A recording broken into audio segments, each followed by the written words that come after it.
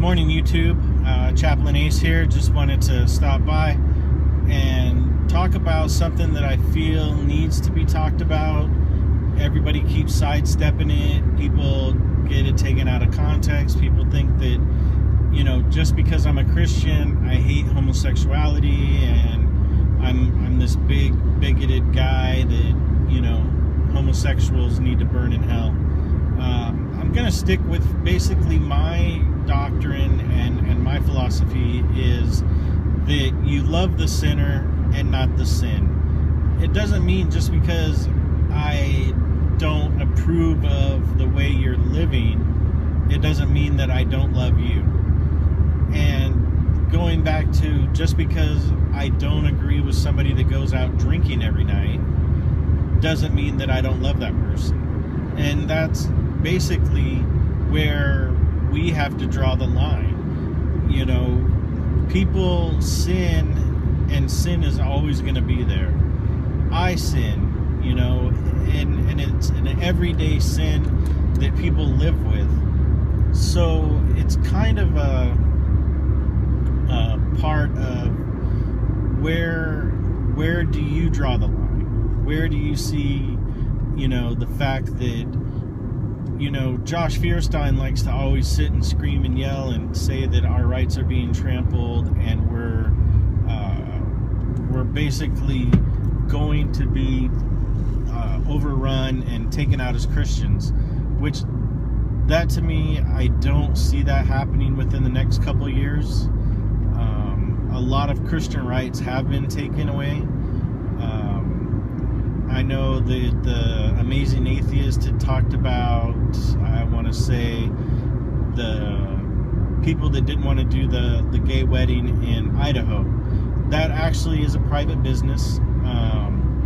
So, you know, for them to shut their doors, and I mean, they had a long tradition of doing weddings. And to me, it should be, you know, just because I don't want to do it, doesn't mean that I should have to be compelled to do it. And don't force me to do it. And that's my opinion, is if it goes against what I believe, you know, there could be a Christian who I don't believe that they're living right and decide, hey, I don't want those two to get married, but I can't stop them from getting married, but I can not do the wedding. Like, basically, you know, it goes against my morals. If I know that, you know, they're having sex outside of marriage, did I have sex outside of marriage? Yes. All of that was before I became a Christian. Does it make it any better? No. I mean, I made mistakes too, just like everybody else in this entire planet. I made mistakes. I made the mistake of, you know, sex outside of marriage. I was an alcoholic. You know, I could go on and on with my testimony and tell you all the bad things that I've done. And, you know, I don't think that I will ever be able to come up with a list of good things that outweigh all the bad things that I had done. It's kind of a gray area.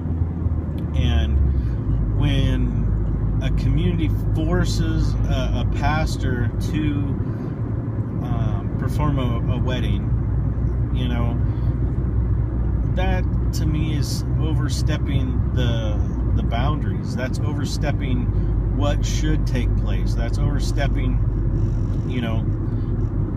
You're going to find plenty of pastors that are going to give in to this, and you're going to find plenty of denominations that are going to say, you know what, well, this is the way of the world, and we're just going to go ahead and roll with it, and, you know, we're just going to go along. That's wrong. That is completely wrong, nor should it ever be that way. That, you know what's in the Bible. You know what you need to follow. You know what God laid down for us to live a godly life. Now, the best way, follow that. Continually live by the words of the Bible.